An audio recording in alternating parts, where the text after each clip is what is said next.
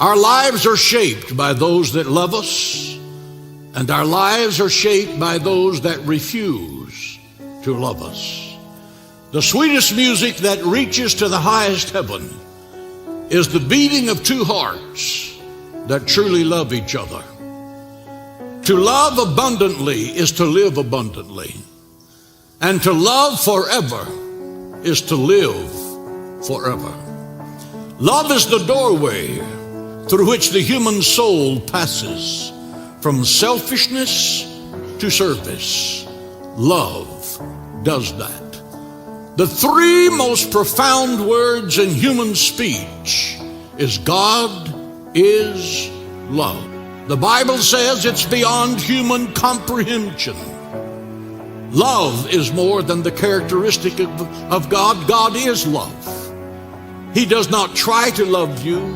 He cannot help but love you because that's what He is. God so loved the world that He gave His only begotten Son, that whosoever believeth in Him should not perish, but have everlasting life. God is love. It is a concert that surpasses the knowledge of men. No man can adequately describe it. No man can adequately understand it, because the Bible says it surpasses knowledge. There are three kinds of love.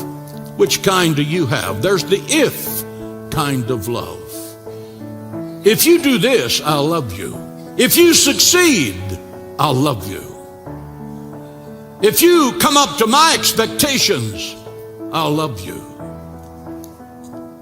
The because kind of love. I love you because you're intelligent. I love you because you have money. I love you because you're beautiful and you're handsome. And then there's the in spite of kind of love, God's love. I love you in spite of your failures. I love you in spite of your miserable past. I love you in spite of your weaknesses and your faults. God's love, I loved you, faults, failures, and all. When God saw you through the eyes of love, He was looking at your potential. He was not looking at your past. Those of you who are going through indescribable circumstances, when you see God and God sees you, lift up your heads and rejoice. The best is yet to be.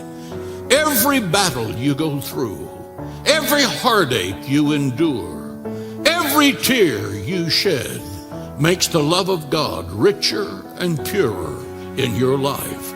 People will stop loving you. Husbands will abandon their wives, and wives will abandon their husbands without cause. Parents will abandon their children. Man's love will fail you, but the love of God will never fail you. God the Father loves you with an everlasting love. He will never give up on you. He will always be there when you call. He'll put His arms around you. He'll heal you in the darkest night. He will whisper, I am with you. Be bold, be strong. I will never leave you nor forsake you to the ends of the earth. But the mark of Christianity is being to love the unlovable. That's the love of God. And you can't do that unless the love of God is in you. Love is not what you say. Love is what you do.